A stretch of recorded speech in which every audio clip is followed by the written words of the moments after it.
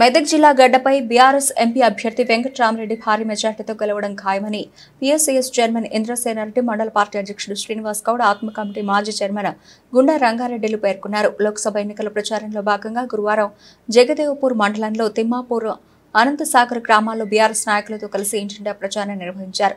ఈ సందర్భంగా వారు మాట్లాడుతూ గత 9 ఏళ్ల పరిపాలనలో బీఆర్ఎస్ చేపట్టిన పలు సంక్షేమ పథకాల కరపత్రాలను ప్రతి ఒక్కరికి అందిస్తూ కారుకు ఓటు వేసి వెంకట్రామరెడ్డిని గెలిపించాలని అభ్యర్థించారు.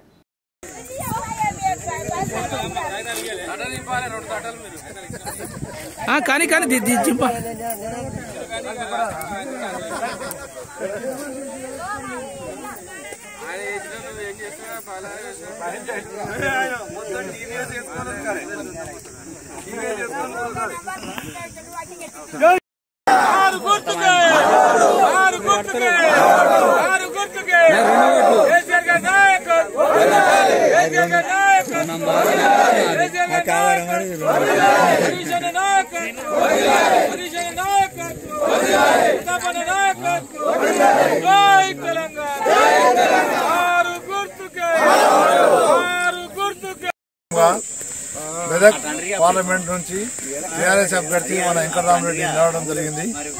వెంకట్రామరెడ్డికి మద్దతుగా జగదేవ్పూర్ మండలం నుంచి ప్రతి నాయకులు, కార్యకర్తలు, యువకులు అందరూ తల్లి గ్రామాన ఇంటింటికి మరి చిల్లర దగ్గర కూడా ఉపాధి హామీ పని లేబర్ కూలీల దగ్గర కూడా వచ్చి చేయడం జరుగుతుంది. ప్రచారం చేస్తుంటే ఇక్కడ వెళ్ళేమంటుండే కూళ్ళు వాళ్ళు చిల్లరని ఎండిపోయినాయి. 10 ఏళ్ల నుంచి నిండి ఉండే పంటలు మంచిగా పండుతుండే.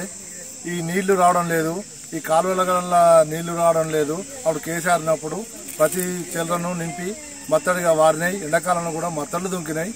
ఇప్పుడు మత్తలు లేదు కదా, చెర్ర ఎండిపోయి చాలా కష్టంలో ఉన్నాము. అన్ని దోకవాజీ మాటలు చెప్పారు కాంగ్రెస్ వాళ్ళు, చెప్పి గదెనెక్కిరు. ఇప్పుడు ఏది అమలు చేయకపోవడం జరుగుతుంది. ఇప్పుడు మేమందరం కేసీఆర్కి ఓటేసి, కారు గుర్తుకి ఓటేసి వెంకట్రామరెడ్డి గెలిపిస్తామని అంటున్నారు. మెదక్ గడ్డపై బీఆర్ఎస్ పార్టీ జెండా ఎగురబోతుంది. అత్యధిక మెజార్టీతోటి వెంకట్రామరెడ్డి గెలుస్తున్నాడు. సందర్భంగా జగదేవ్పూర్ మండలంలోని అన్ని గ్రామాలలో ఇంటింటి ప్రచారం, మరి అదేవిధంగా ఇప్పుడు ఉపాధి హామీ కూలీలంతా కూడా చర్యల్లో ఈ మట్టి తీత కార్యక్రమానికి వస్తారు కాబట్టి వాళ్ళ దగ్గరికి వద్దామని అన్ని గ్రామాలలో తిరుగుకుంటూ ఈ అనంతసాగర్ రావడం జరిగింది. ఇక్కడ కూడా మరి ప్రజలలో మంచి స్పందన ఉన్నది. అయితే గతంలో ఉన్నటువంటి పరిస్థితుల్లో ఈ చెరువు 10 ఏళ్ల నుంచి కూడా నీళ్లతోటే ఉండే పని, మనకు వరి కోతలకు ఆ పనులకు వెళ్ళేది. మరి ఈరోజు ఈ కాంగ్రెస్ ప్రభుత్వం వచ్చిన తర్వాత 3 నెలల్లో మొత్తం చీలర నిండిపోయి చీలరలోనే ఉపాధి హామీ పని చేసుకునే పరిస్థితి వచ్చింది. మార్పు అంటే ఇంత స్పష్టంగా ప్రజలకు అర్థమయ్యే విధంగా మార్పు వచ్చింది.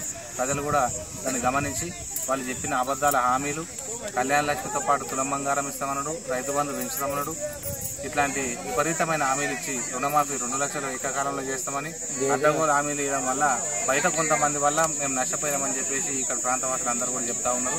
మరి ఈసారి కేసీఆర్ గారు నిలబెట్టినటువంటి వెంకట్రామరెడ్డికి ఓటేసి భారీ మెజార్టీ ఇచ్చి మరి వాళ్ళు పెట్టినటువంటి హామీలను నిలదీయడానికి మన గొంతుగా ఉండాలి కాబట్టి వెంకట్రామరెడ్డిని గెలిపించుకుందామని వీళ్ళందరూ కూడా కట్టుదిట్టమై ఉన్నారు. మరి మధ్యలో కూడా ఏ క్షణమైనా ప్రభుత్వం దిగిపోతే బాగుండని మాతోటే వాళ్ళు చెప్తున్నారు. మరి ఆ దేవుని దయ వల్ల మరి రాష్ట్రం బాగుపడాలి కాబట్టి మంచి పరిపాలన రావాలని, మరి వీళ్ళున్నా మంచి పరిపాలన చేయాలని కోరుకుంటున్నాం. మరి వాళ్ళు ప్రజల పట్ల ప్రేమ లేకుండా వ్యవహరిస్తున్నారు కాబట్టి వాళ్ళ కర్మానికి, ప్రజల ఆగ్రహానికి మరి దేవుడు ఏది నిర్ణయిస్తాడో అది జరుగుతుంది. త్వరలోనే రాష్ట్ర ప్రజలందరూ కూడా మంచి జరగాలని కోరుకుంటా ఉన్నాం.